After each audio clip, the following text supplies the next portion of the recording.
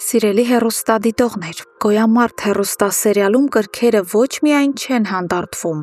այլև հասնում են նոր, աներևակայելի պայթյունավտանգ կետի։ Այսօրվա սերիալն լի էր կենաց և մահու դաժան ընտրություններով, արդյունքներով և վրեժի ամենասարսափելի դրսևորումներով։ Դավիթի վիրահատության բարեհաջող ավարտից հետո Լեան փորձում է փոքր-ինչ թեթևացնել Լեոյի ծանր հոգեվիճակը։ Նա համոզում է սիրելիին դուրս գալ հիվանդանոցի ճնշող մթնոլորտից և գնալ միասին ճաշելու, հույս ունենալով, որ Լեոն մի քիչ կցրվի ու կհանգստանա։ Ճաշի ընթացքում Լեան քնքշորեն խնդրում է նրան գոնե մի պահ կտրվել բարդ հարցերից ու խնդիրներից, բայց Լեոյի հոգու վերքերը չափազանց խորն են։ Նա հարցին հարցով է պատասխանում. «Որ մեկի մասին չմտածեմ,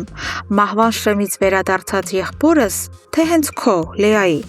Աղջիկը լռում է, հասկանալով իրավիճակի ողջ անելանելիությունը։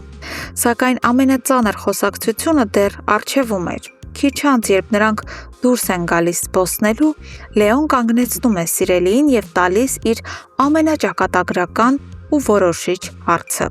Նա հստակ, առանց ավելորդ էմոցիաների ասում է, որ այսպես անորոշ այլևս շարունակվել չի կարող։ Լեան պարտավոր է վերջնական որոշում կայացնել։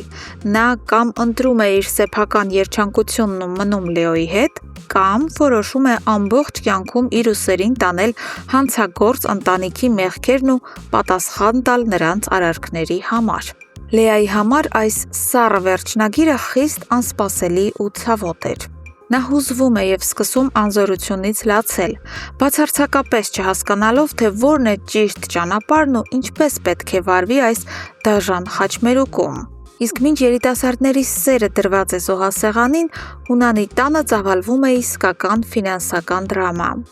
Էռնան արթնանալով իջնում է հյուրասենյակ և Իննայից փորձում նորություններ իմանալ խլված բիզնեսների մասին։ Իննան մտահոգված հայտնում է, որ Հունանը հենց այս րոպեներին իր աշխատասենյակում հանդիպում է իրավաբանի հետ, բայց աշխատասենյակում հնչում է վերջնական դատավճիռը։ Իրավաբանը ոչ մի լուսավոր հույս չի տալիս։ Նա բացատրում է Հունանին, որ խորամանկ Ավոն ամեն բան չափազանց հմուտ, մանրակրկիտ ու իրավաբանորեն անթերի է գծագրել, ուստի օրենքի ճանապարհով գոնե մեկ բիզնես վերադարձնելը գործնականում անհնար է։ Բայց միթե Հունանի նման հանցագործը կհանձնվեր և կսպասեր օրենքի ողորմությանը։ Հասկանալով, որ օրինական ճանապարհն արդեն փակված է, նա որոշում է հարցերը լուծել իր փորձված մեթոդով՝ ուժով և արյունով։ Իր մութ կապերի միջոցով Հունանն արագորեն պարզում է փախուստի պատրաստվող Ավոյի գտնվելու վայրը։ Այն, ինչ տեղի է ունենում հյուրանոցում, ուղղակի շունչ է կտրում։ Քանի դեռ Ավոն հանգիստ լոգանք է ընդունում, վայելելով իր ստոր հաղթանակը, նրա համարում կատարվում է ամենասարսափելին։ Հունանի մարդիկ առևանգում են Ռոզեին և Զավակին։ Երբ Ավոն դուրս է գալիս լոգարանից, նա հայտնաբերում է գլխի վայր շուռ տված համարը և գիտակցում, որ իր ընտանիքը չկա։ Եվ հենց այդ սարսափի պահին նրա թիկունքում հայտնվում է Հունանը, ատրճանակը դնելով ուղիղ Ավոյի քներակին։ Հունանը հստակ անզիջում պայման է դնում. կամ Ավոն անմիջապես վերադարձնում է գողացված ողջ հարստությունը, կամ ինքն առանց վարանելու կսպանի Ռոզին ու նրա զավակին։ Ավոն կանգնած է կյանքի ամենասարսափելի դիլեմայի առաջ՝ փողը, թե ընտանիքը։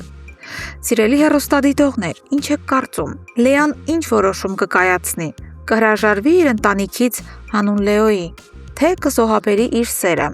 Իսկ ստահակ Ավոն ինչ կընտրի՝ իր գողացած միլիոննե՞րը,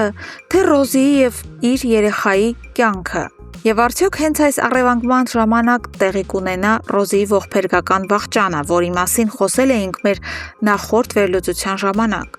Անպայման գրեք ձեր կարծիքներն ու կանխատեսումները մեկնաբանություններում։ Մենք անհամբեր սպասում ենք ձեր արձագանքներին։ Շնորհակալություն դիտելու համար։